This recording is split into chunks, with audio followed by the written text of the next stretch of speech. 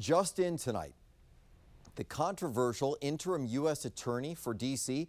just got a different job. He is now moving to the Department of Justice, where he'll serve as the new director of the Weaponization Working Group. That group is tasked with reviewing officials at both state and federal levels who investigated President Trump. Now, the announcement comes just hours after the president withdrew Martin's name as his pick for D.C.'s U.S. attorney and replaced him with conservative Fox News host Jeanine Pirro.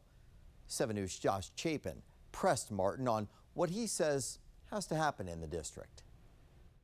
I asked to do this right away on day one and have a chance to impact things right away. Ed Martin is now looking for another place to have an impact. His name withdrawn for the U.S. Attorney for the District of Columbia. You think that your support for the January 6th defendants was your undoing here, and if you regret anything? Oh, I certainly don't regret anything. Martin's fate likely was sealed this week when North Carolina Senator Thom Tillis, a key Republican on the Judiciary Committee, said he would not support Martin for his work defending January 6th rioters. Senator Durbin asked me 561 questions, the most ever for a U.S. attorney.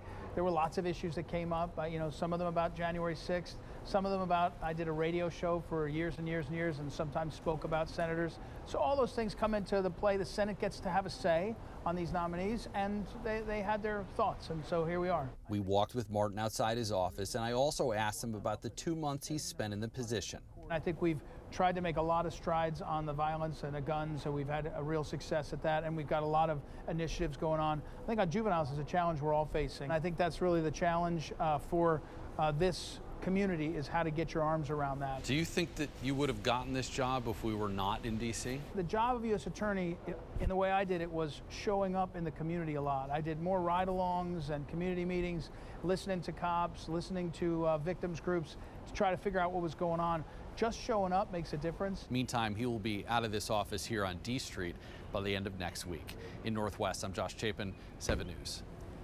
And tonight, I want to hear from you. Scan the QR code that's on your screen or go to my X account @ScottThuman. I've posted a poll asking if you think Jeanine Pirro will get confirmed as D.C.'s U.S. attorney. Tell me yes, good move by Trump, no, way too much baggage, or expect drama either way.